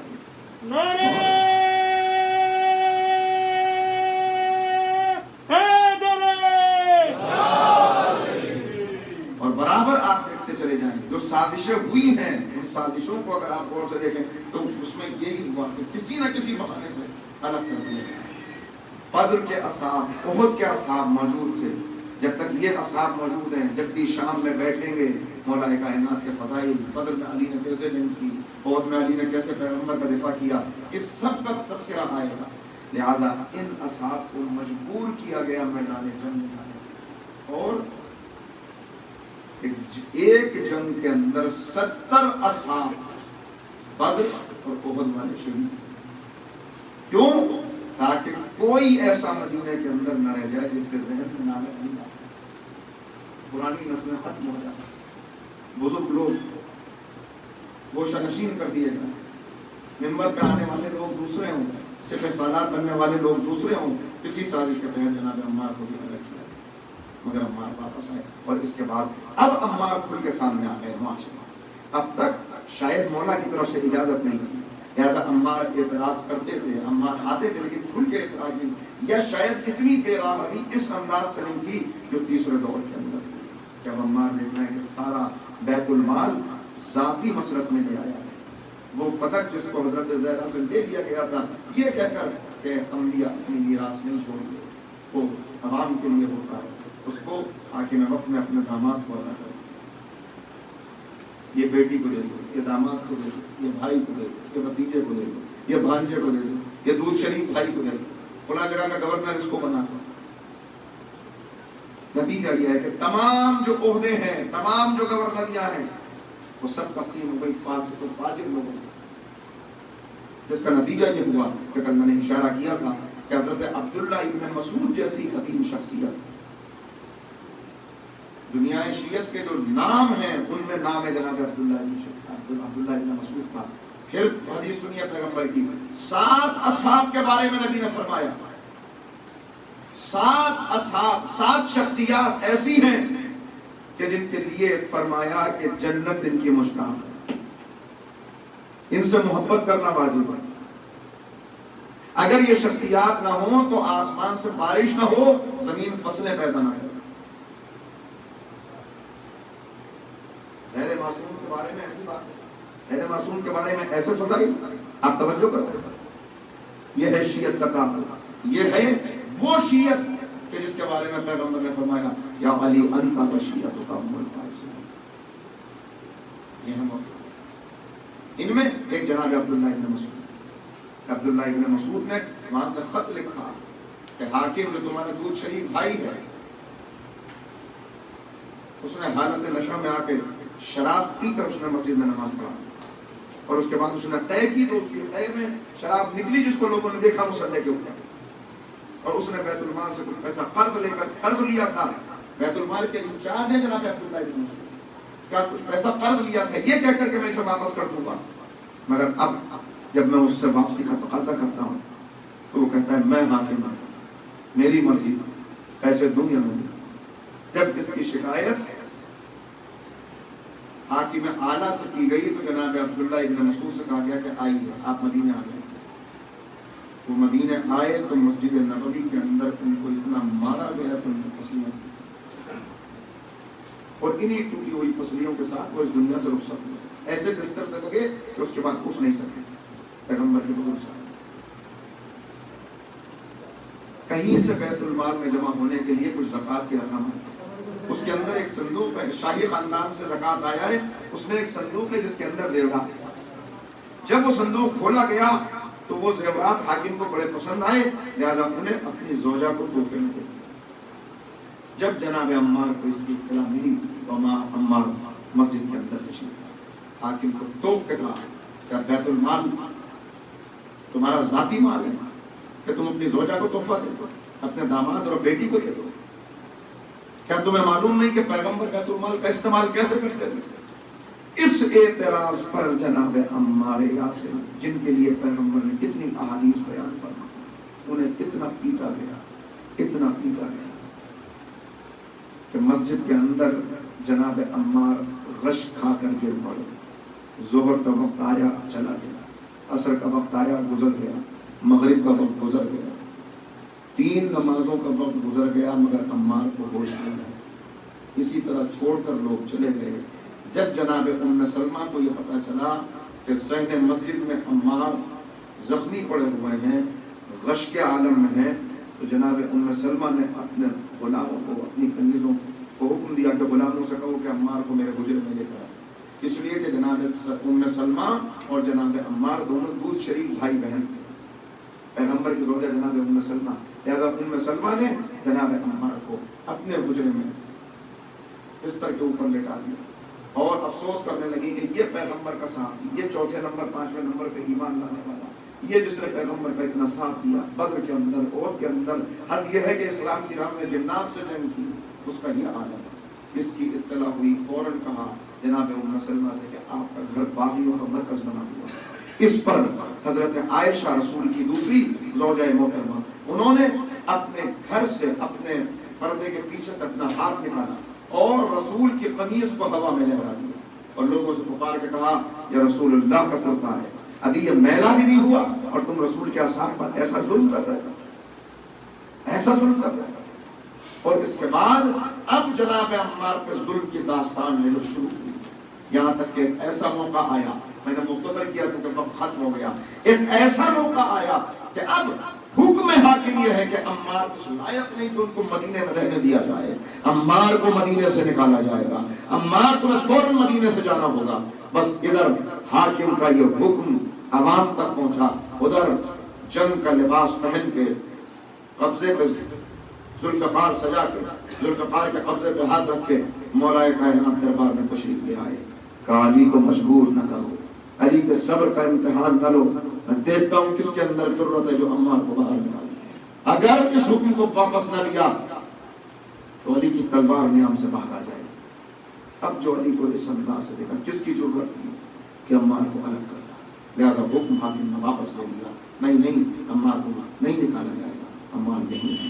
اور اس کے بعد وہ مرحلہ آیا کہ اب وقت بڑھتا گیا آگے، یہاں تک کہ صفین کا میدان سج گیا اور میدان صفین میں 94 سال حضرت عمار کی عمر ہے۔ 94 سال کا عمار جب میدان صفین میں آیا تو مولا کائنات نے میسرہ کا سردار عمار کو قرار دیا۔ جنگ ہوتی ہے، میدان میں عمار آتے ہیں، لوگوں کو پکار کے کہتے ہیں تمہیں کیا ہو گیا، کیا تم کا بھی حق واضح نہیں ہوا؟ مغیرہ ابن شیبہ، ذرا تاریخ میں پڑھیے گا یہ کون کس کا نام ہے، اس کی کلائی پکڑ لی، اس کی کلائی پکڑ کے اس سے کہا کیا تو غدیر میں موجود نہیں تھا، کیا تمہیں پیغمبر کے فرامین نہیں سنے، اتنی جلدی بہرا ہو گیا، اتنی جلدی گنگا ہو گیا، اتنی جلدی اندھا ہو گیا، سب کچھ بھول گیا۔ مولا کائنات نے دیکھا، گزر ہوا وہاں سے مولا کا، دیکھا عمار کلائی پکڑے ہوئے کھڑے ہیں، وہ چھڑانا چاہ رہا ہے اور عمار مسلسل اس کو یاد دلا رہے ہیں۔ تو ایک مرتبہ مولا کو اپنے عمار پہ پیار آ گیا، کہا عمار اسے چھوڑ دو، اسے جانے دو۔ اور اس کے بعد مولا نے جملہ کہا عمار اسے جانے دو، اسے اتنا ہی دین چاہیے جس سے اس کی دنیا بن جائے۔ کہا ہے اس وقت مولا نے، لیکن مولا کا یہ جملہ ہر دور میں آپ کو بالکل واضح طور پہ نظر آئے گا، اس لیے کہ ہر دور میں ایسے کردار نظر آئیں گے جنہیں اتنا ہی دین چاہیے جس سے ان کی دنیا بن جائے۔ چھوڑ دو عمار، جانے دو عمار۔ اور اب عمار میدان جنگ میں مخالف سے جا کے کسی نے کہا سردار سے، حاکم شام سے، ارے عمار کے لیے پیغمبر نے فرمایا ہے کہ عمار کو ایک باغی گروہ قتل کرے گا، عمار تو علی کی طرف سے جنگ کرنے آنا ہے، عمار کے لیے کہا کہ عمار جنت کی طرف دعوت دیں گے، عمار تو علی کی طرف دعوت دے رہے ہیں۔ پریشان مت ہو، ابھی تو جنگ شروع ہوئی ہے، تم دیکھو گے کہ عمار انہیں چھوڑ کر ہماری طرف آ جائیں گے، ابھی دیکھو رنگ کیسا بدلے گا پیغام، جنگ کرتے رہو، عمار انہیں چھوڑ کے ہماری طرف آ جائیں گے۔ لیکن وہ وقت آیا کہ عمار جنگ کا آغاز ہونے والا تھا کہ مولا کی خدمت میں آئے اور کہا مولا مجھے ایسا محسوس ہوتا ہے آج میں میدان جنگ سے واپس نہیں آؤں گا. کہا عمار جاؤ جنگ کی تیاری ہے. مولا نے ٹال دیا. پھر آئے دوسری مرتبہ مولا میرے اندر سے آواز آ رہی ہے آج میں واپس نہیں آؤں گا. کہا عمار جاؤ جنگ تیاری کرو. تیسری مرتبہ پھر آئے. کہا مولا مجھے معلوم ہے وہ وقت آ گیا جس کا وعدہ کیا ہے. آج میں میدان جنگ سے زندہ نہیں ہوں. بس ایک مرتبہ مولا نے آگے بڑھ کے عمار کو گلے سے کہا ہاں عمار آج وہی دن تم میدان سے واپس نہیں آؤ. بس ایک مرتبہ خوشی سے جناب عمار کا چہرہ کھل گیا. اور اب جو عمار میدان میں آئے تو عجب شان سے جناب عمار آئے کہ دونوں فوجوں کے درمیان آ کے جناب عمار کھڑے ہو. دو تلواریں پہلو میں لگائی گئی. اپنے ہاتھوں کو اٹھایا. پہلے لوگوں کو خطاب کیا تمہیں کیا ہو گیا؟ علی کو نہیں پہچانا؟ تمہیں معلوم نہیں ہر نبی کا ایک وصی ہوتا ہے؟ تمہیں معلوم نہیں یہ وصی پیغمبر ہے؟ تمہیں پتہ نہیں غدیر میں ان کا کیسا تعارف کرایا؟ اور پھر اپنے ہاتھوں کو اٹھایا کہا اے میرے معبود اگر مجھے یہ پتہ چل جائے کہ تو میرے اس عمل سے راضی ہو جائے گا کہ میں پہاڑی سے نیچے گر کے اپنی جان دے دوں تو میں پہاڑ کی بلندی سے اپنے آپ کو گرا دوں تاکہ تو راضی ہو جائے. اگر مجھے یہ پتہ چل جائے کہ تو میرے دریا میں ڈوب جانے سے راضی ہو جائے گا تو میں جا کے اپنے آپ کو دریا کی موجوں کے حوالے کر دوں تاکہ تو راضی ہو جائے. اگر مجھے یہ پتہ چل جائے کہ تو اس بات سے راضی ہوگا کہ میدان جنگ میں میرا جسم ٹکڑے ٹکڑے ہو جائے تو میں اپنے جسم کا ٹکڑے ٹکڑے ہونا برداشت کر لوں تاکہ تو راضی ہو جائے. یہ کہہ کے عمار نے تلواریں نکالی اور اب دو تلواروں سے جناب عمار جنگ دونوں تلواروں سے جنگ کر رہے ہیں. بڑھتے چلے جا رہے ہیں یہاں تک کہ ایک شخص نے ایک تیر مارا جو جناب عمار کے شکم میں. دوسرے نے بڑھ کے سر کے اوپر برج مارا. عمار اپنے گھوڑے کو عمار میں باہر آیا. گھوڑا لے کر واپس آیا. مولا کی خدمت میں امام نے عمار کو اتارا. کہا کچھ لے کے آئے. پانی جلدی لاؤ. پانی لایا گیا لیکن پانی لانے کے لیے کہا گیا لیکن پانی سے پہلے دودھ قریب تھا لہذا دودھ لے کر غلام آ گیا.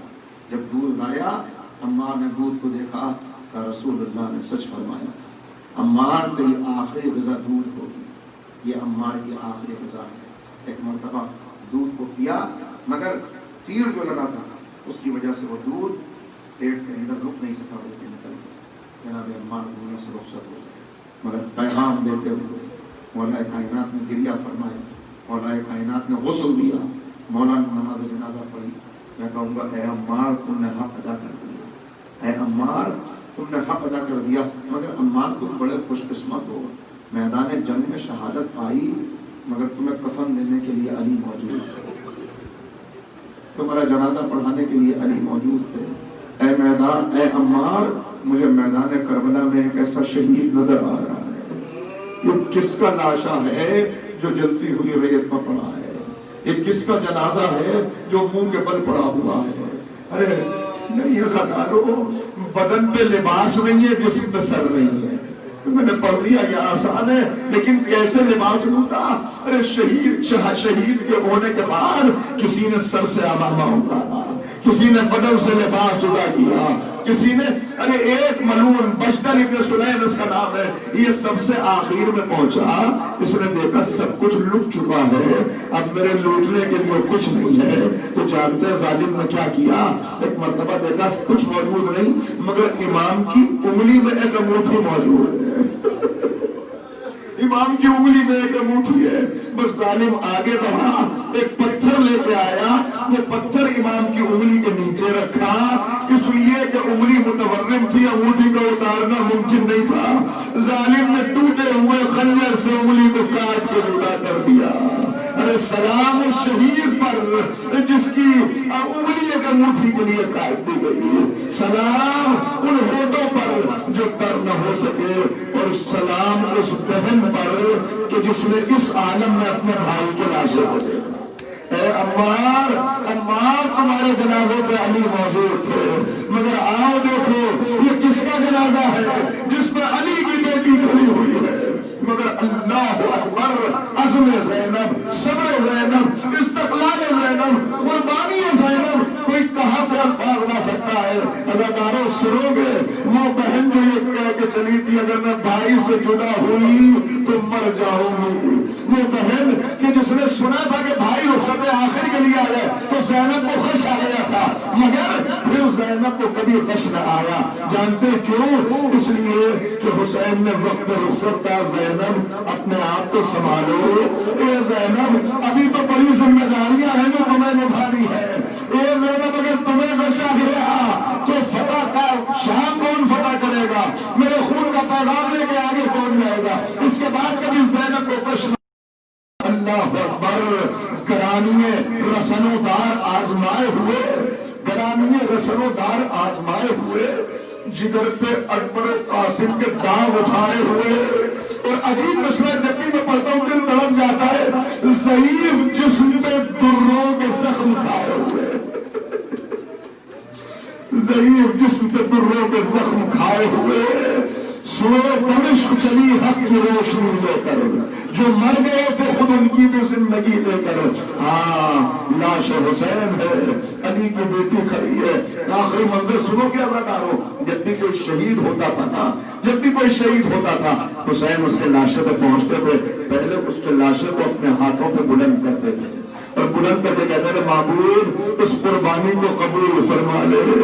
آج زینب لاش حسین پہ کھڑی ہے، بھائی پہ گریا بعد میں کیا، پہلے آگے بڑھی، اپنے گھٹنوں کو زمین پر رکھا، دونوں ہاتھ لاش کے نیچے رکھے. زینب عورت تھی، خاتون تھی، لاشا اٹھایا تو نہ گیا مگر لاش کے نیچے ہاتھ رکھ کے اپنے سر کو اٹھایا. اللہم تقبل منا ھذا القربان، اے معبود اس قربانی کو قبول فرما لے، اس قربانی کو قبول فرما لے. سلام اس بیوی پر. پھر اس کے بعد زینب نے مرثیہ پڑھا. دو جملے پڑھتا ہوں مسخط ہو گئی مجلس. فوج یزید کا ایک سپاہی کہتا ہے کہ عجیب عالم تھا کہ جب زینب نے مرثیہ پڑھا کوئی گھوڑا ایسا نہ تھا جس کی آنکھوں سے آنسو نکل کے اس کی ٹانپوں کو بھگو نہ گئے ہوں. کہا کیا مرثیہ پڑھا؟ مرثیہ پڑھا نانا رسول خدا، اے نانا رسول خدا یہ آپ کا حسین ہے جسے آپ دوش پہ سوار کرتے تھے. نانا دیکھیے اس کا لاشا کس طرح پاؤں پڑا ہوا ہے. اس کے بعد آواز دی اماں اماں اپنے حسین کو دیکھ لو. یہ دوسرا مرثیہ تھا. اماں اپنے حسین کو دیکھ لو جسے تم نے چکیاں پیس کے پالا تھا. اماں اس کا لباس بھی لٹ گیا، اس کا لباس بھی لٹ گیا. اور پھر کہا اماں ذرا اپنی بیٹیوں کو بھی دیکھ لو، ہمارے ذرے ذرے نائیں اتر گئی، ہمارے بازو بن گئے. تیسرا مرثیہ لاش حسین کو خطاب کر کے پڑھا.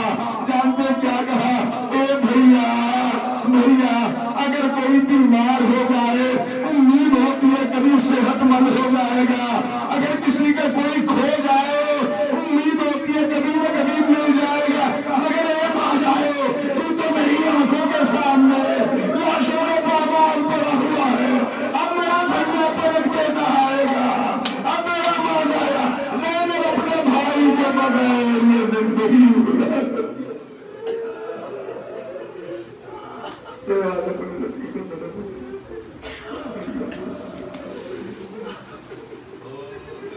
ہمارے الہی اس عبادت کو اپنی بارگاہ میں قبول بچانے والے جہاں جائیں بچانے والے زیادہ کوئی عبادت. ہمارے الہی شکر کے صدقے میں ہمارے مرحومین و مرحومات کے درجات کو بلند کرنا. ہمارے الہی جوان کے غم حسین میں روتی ہیں معبود، جب موت کی مشکل گھڑی آئے تب بھی ان آنکھوں میں اگر کوئی آنسو ہو تو انہیں حسین کا آنسو.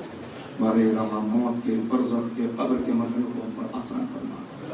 ہمارے الہی جو بیمار ہیں انہیں شفا کاملہ واجب معبود. اس مرکز کو ہمارے الہی مزید ترقی عنایت فرما اور اس مرکز پر حاضر ہونے والے تمام مومنات مومنین و مومنات کی توفیقات میں اضافہ فرما. ہمارے الہی بے روزگاری بہت بڑھ رہی ہے معبود. جو بے روزگار ہیں انہیں بہترین روزگاری میں، جو برسر روزگار ہیں ان کی روزی میں برکت ہے. ہمارے الہی امام کے ظہور میں تعجیل فرما، ہمیں امام کے انصار امام شمار.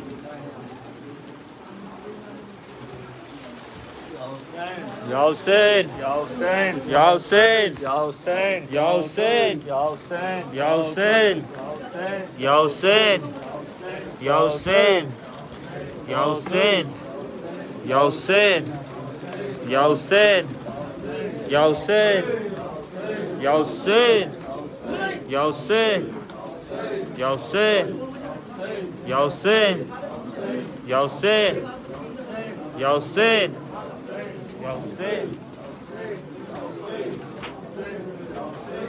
لٹ کر وطن میں آنا زینب کے دل سے پوچھو، لٹ کر وطن میں آنا زینب کے دل سے پوچھو، لٹ کر وطن میں آنا زینب کے دل سے پوچھو، لٹ کر وطن میں آنا زینب کے دل سے پوچھو، نانا سے کچھ بتانا، نانا سے کچھ بتانا زینب کے دل سے پوچھو، لٹ کر وطن میں آنا زینب کے دل سے پوچھو، لٹ کر وطن میں آنا زینب کے دل سے پوچھو، لٹ کر وطن میں آنا زینب کے دل سے پوچھو، جب روزہ نبی پر سیدانیاں گئی تھی زینب، تڑپ تڑپ کر یہ بین کر رہی تھی،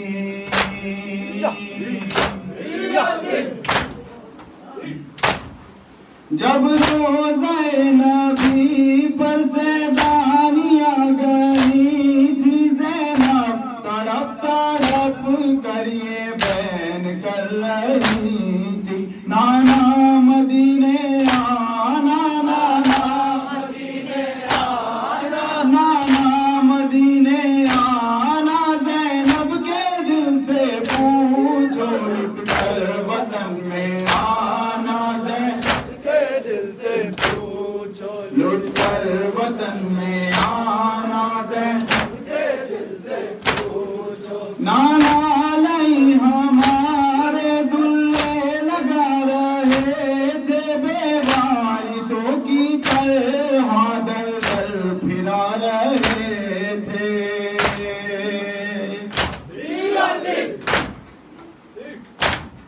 نانا لئی ہمارے دلے لگا رہے تھے، بے وارثوں کی طرح در در پھرا رہے تھے، در در کی ٹھوکر کھانا، در در کی ٹھوکر کھانا، در در کی ٹھوکر کھانا زینب کے دل سے پوچھو، لٹ کر وطن میں آنا زینب کے دل سے پوچھو، لٹ کر وطن میں آنا زینب کے دل سے پوچھو، نیزے پہ سرفی کا تو بہا رہا تھا نانا، سکینہ کو جب ظالم ستا رہا تھا،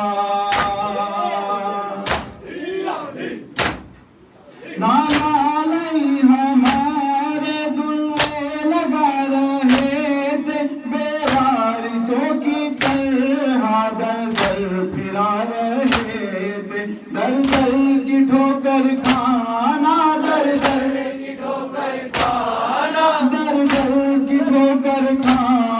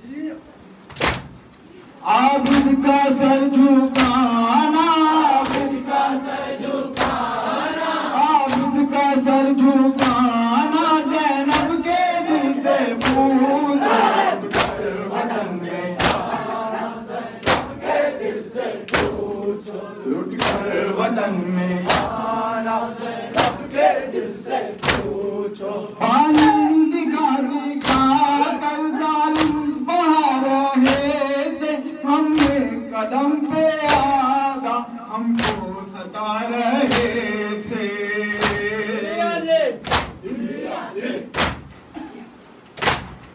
پانی دکھا دکھا کر ظالم بہا رہے تھے، ہر ایک قدم پہ آدھا ہم کو ستا رہے تھے. عباس کا نہ ہونا، عباس کا نہ ہونا، عباس کا نہ ہونا، زینب کے دل سے پوچھو وطن میں آنا، زینب کے دل سے پوچھو لٹ کر وطن میں آنا، زینب کے دل سے پوچھو.